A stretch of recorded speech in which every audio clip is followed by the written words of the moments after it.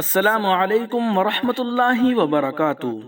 دفتر تعلیمات دارالعلوم دیوبند کی جانب سے ذمہ داران مدارس عربیہ سے درخواست۔ حامدم و مصلیہ، حضور صلی اللہ علیہ وسلم نے طلبہ عزیز کے ساتھ خیرخواہی کی وصیت فرمائی ہے۔ آپ صلی اللہ علیہ وسلم کا ارشاد گرامی ہے، ان رجالا یاتونکم من اقطار الارض یتفقہون فی الدین فاذا اتوکم فاستوصوا بہم خیرا، رواہ الترمذی۔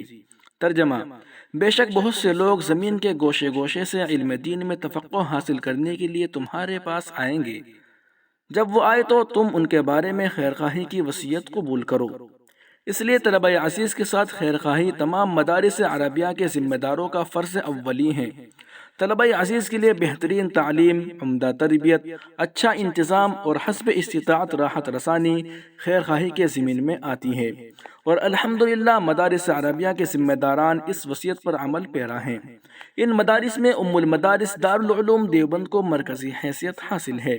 اس کی ترقی علم و فن کی ترقی، دین کی ترقی اور مسلمانان عالم کی ترقی ہے۔ انہی چیزوں کے پیش نظر ذمہ داران مدارس کی خدمت میں عرض کیا جا رہا ہے کہ وہ طلباء کی استعداد سازی اور تربیت پر سب سے زیادہ توجہ فرمائے، اور دارالعلوم دیوبند میں جس جماعت میں داخلے کا ارادہ ہے وہاں تک کہ قابل اعتماد استعداد کا پیدا ہو جانا دارالعلوم میں حاضری سے پہلے ضروری سمجھے۔ اسی لیے چند سالوں سے ماہ رجب المرجب ہی میں ضروری اصول و ضوابط کا اعلان کر دیا جاتا ہے۔ آپ حضرات سے مخلصانہ درخواست ہے کہ ان چیزوں پر عمل درآمد کے سلسلے میں خدام دارالعلوم کا تعاون فرمائے۔